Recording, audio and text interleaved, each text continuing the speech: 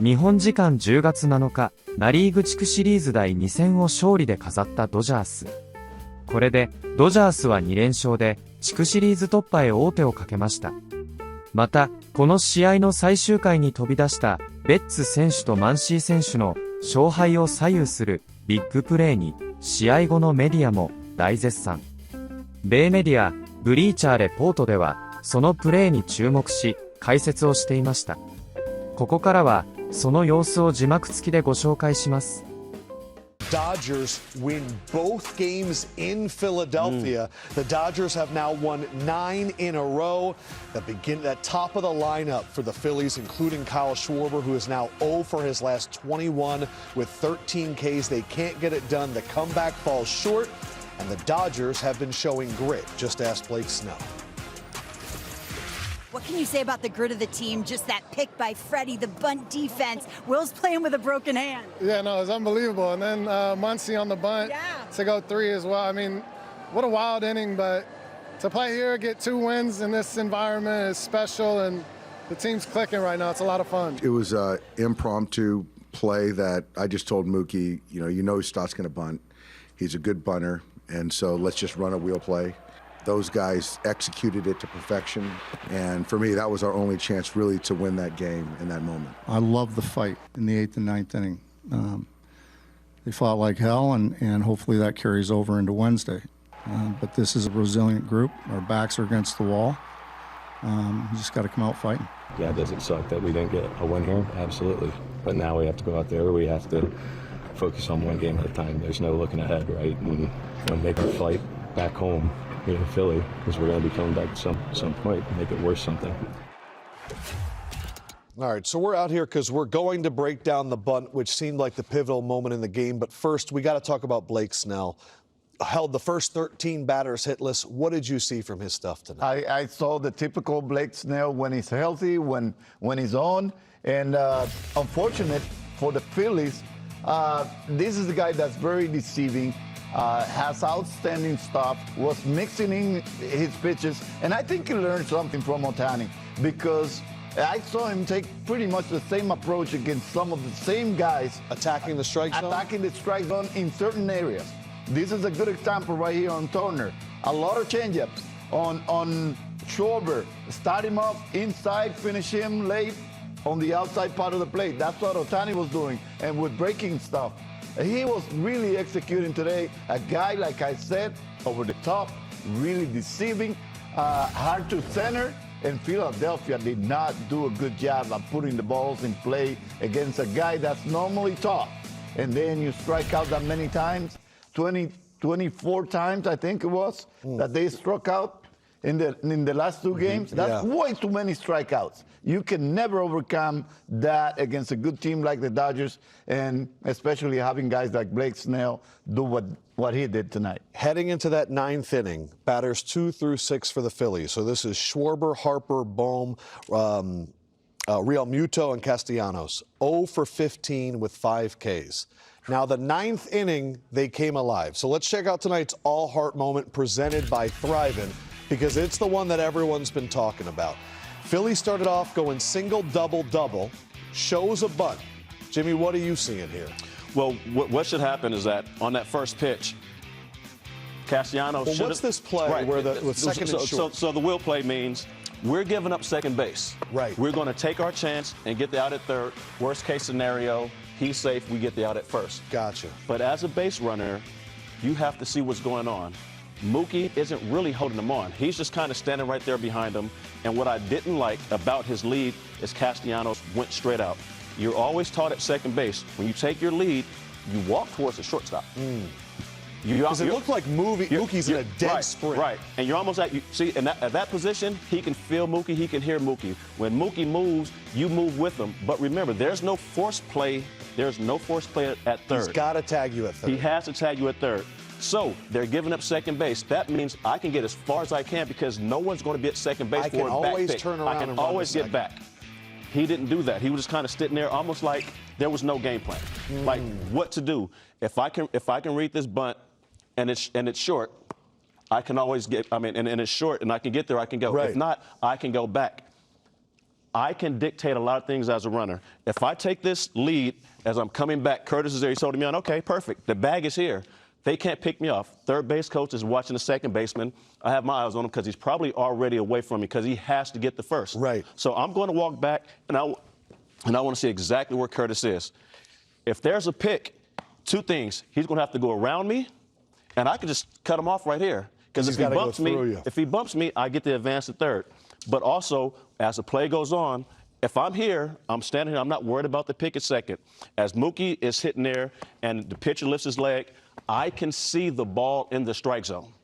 I have to anticipate he's going to bunt that pitch. And with no one at second base, I can get down as far as I can. The catcher is not going to run back and try to get me at second base. So as Mookie starts to take off and he goes, I'm going right there with him as fast as I can, as far as I can, because I do want to get to third. But if I see that Mookie's 4 or 5 steps ahead of me, I can hit on the brakes. They're going to yell third because that's what it looks like I'm doing. Yes. I can go back to second. Now his runners on first and second and nobody out. But the most important thing for those out there, base runners, when you're on second base, find the shortstop. Your third base coach is going to take the second baseman. We're not worried about the pick. They showed us on the first pitch what exactly they're doing. They're crashing. Find the shortstop. Get in his face. I want to feel you. What's going on, Curtis? You good? Right. Okay. The only way he can pick me is by running through me. If he runs through me, I get a free advance. But that way, like I said, I want to feel him. You can I take want a to hear lead Curtis. that deep. As deep as you want to. You can take it deep. You can take a lead to center field if you like. Now you could get picked off, but you can do that. They tell you to come deep, get right next to him. And as a shortstop, if we were reversed, if you do that, I'm going to play with you. I'm going to mess with you. You come back towards me, hey, just to get you thinking I might go there because I have to beat you here. And if you're deep, you're changing my angle to third. I can't run straight across. The deeper you get, either have to try to get you to come back or I'm going to have to stay screening. And as a third baseman, if you see the runner coming along with me and I'm looking like this, guess what? You're not making that throw. You are not making that throw. So there's a lot of things he could have done. A lot of people are questioning Rob Thompson right now in terms of bunting at all. What do you guys think? You guys are still okay with the decision to bunt? Dave Roberts said, we knew he was bunting. That's why they called the play. The reason they knew he was bunting is because you have Stott facing a lefty. He's 0 for 5 against him. His OPS against lefties on the season isn't that high. It's like around 600, I think. Yeah, you need to get the runner to third base. You need to get him 90 feet. With no outs, and then you could put yourself. So you're saying it's less about the decision to bunt and more of the reading of the base running. 100%. You can always go to secondary, second, and it could be first and second with no outs. I can get as far as I can. If I see the throw is going to beat me because he was out by a good ways, but at some point, one, I see the ball in the zone. I'm anticipating. He was taking his lead, the ball was coming in the zone, and he was breaking down to read if the bunt was going to get down. There's no reason to because there's no one at second. Even if he pops it up, guess what? So it was no one's going to be a second. Everybody's going to be in here trying to catch the ball, right? Right. There's nothing. He took a normal lead, just like a normal lead, just here I am, just chilling. Okay, here comes the bunt. And he kind of gets there and does a normal lead stuff. Not any effort, really true, great effort to get to third. Easy. And even if you're just going to take, let's just say you just take a normal lead without going deep, but you always should. As soon as he breaks, knowing no one's there, run as far down as you can. If he gets back, stop.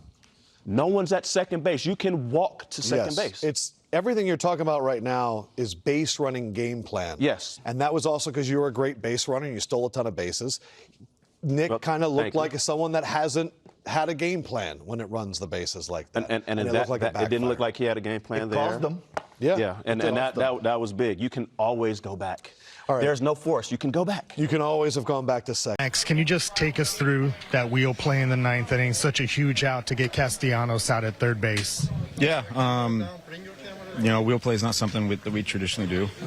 But as soon as we got in that situation, me, Mook, and Tommy immediately started talking about, hey, we got to try something different here. We can't just play standard bunt play. And when Doc came out, made the pitching change, we talked to him about it, and he was all on board. And I'm going to credit Mook. It was his idea. We got to go. He was saying we got to go wheel play. We got to go wheel play. And so we talked about how we were going to do it, and we got executed to perfection.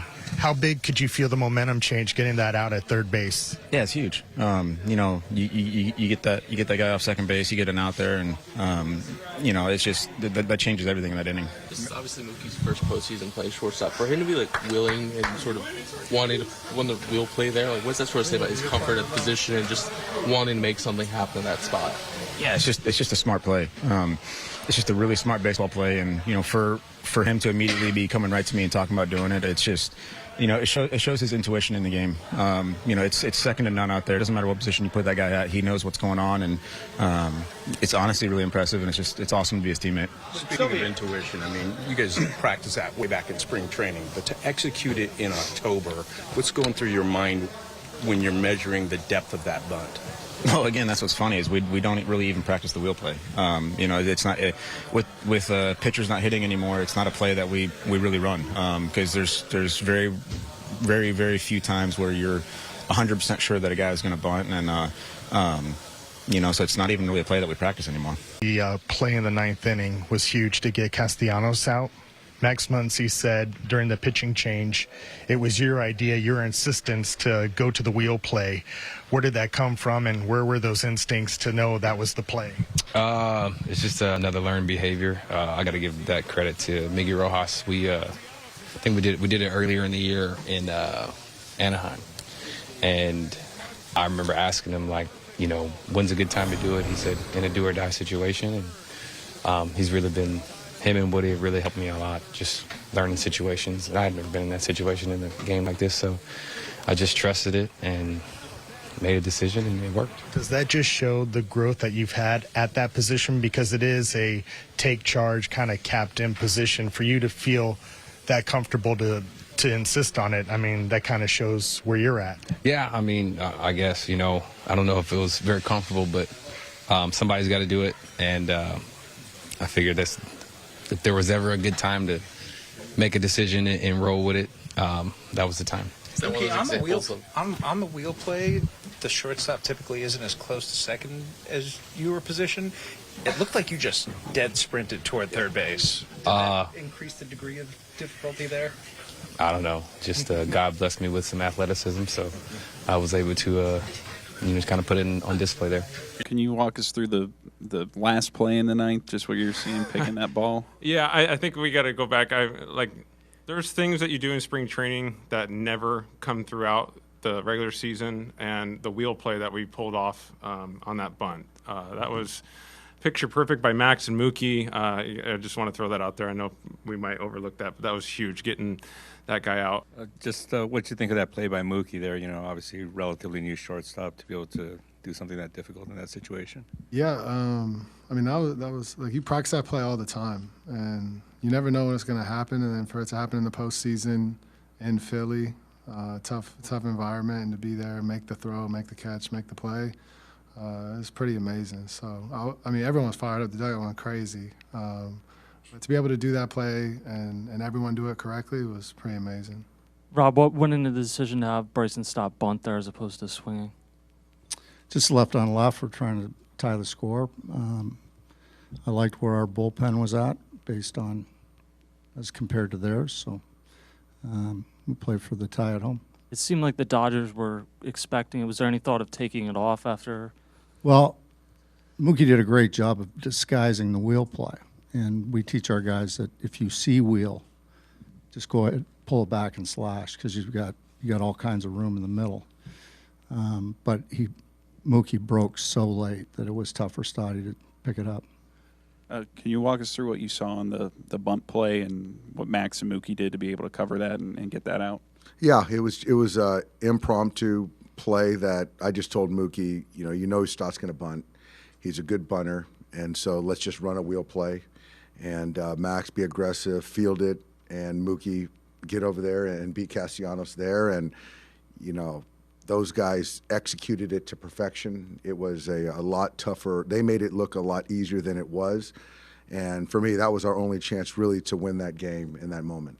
Rob Thompson mentioned that part of why Stott stuck with the bunt is because Mookie almost disguised it with how late he broke to third, just for him to execute in a moment like that at this new position he's playing. What does it say about his growth there? It's just he's a baseball player.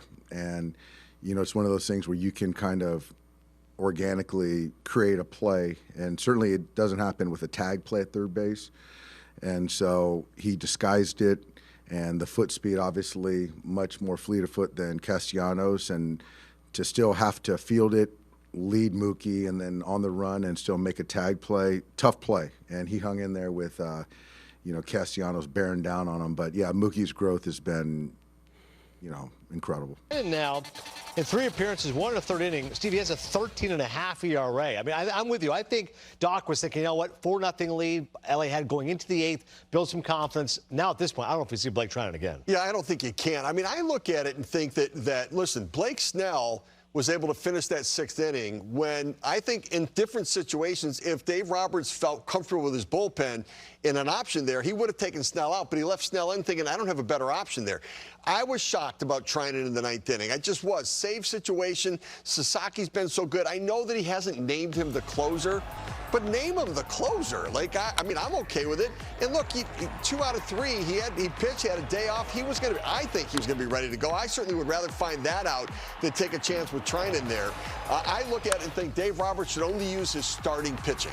That means his starters. Yeah. Then you go Emmett Sheehan, Tyler Glasnow, Clayton Kershaw, and Roki Sasaki. Yeah. And you've got your bullpen out of that, too. I think Vesey has done a nice job for them. But I feel bad for Blake Trinan. Yes, he has saved a lot of big games, got a lot of big postseason outs in previous years. Yeah. He's just not right. No, he's not right. If you watch the follow-through, I mean, I know Blake Trinan, he's not always had a traditional follow-through, but he's very vertical. He is. It doesn't look like he's able to really extend and finish the pitch. For a guy who throws sinkers, that's his bread and butter. He has to throw the sinker with the sweeper slider off of it, and if it's just not working, I mean, right-handed hitters, they're not really going to have any fear of you. Down and in, down and in. They can get that ball elevated, they can put it in play, try to stay inside out, and then wait for that sweeper if they need to, and that's what we saw. いかがでしたでしょうか。このチャンネルでは日本人メジャーリーガーなどを中心に野球情報をお届けしています。この動画が良かったら高評価、チャンネル登録をよろしくお願いいたします。今回も最後までご覧いただきありがとうございました。それではまた次の動画でお会いしましょう。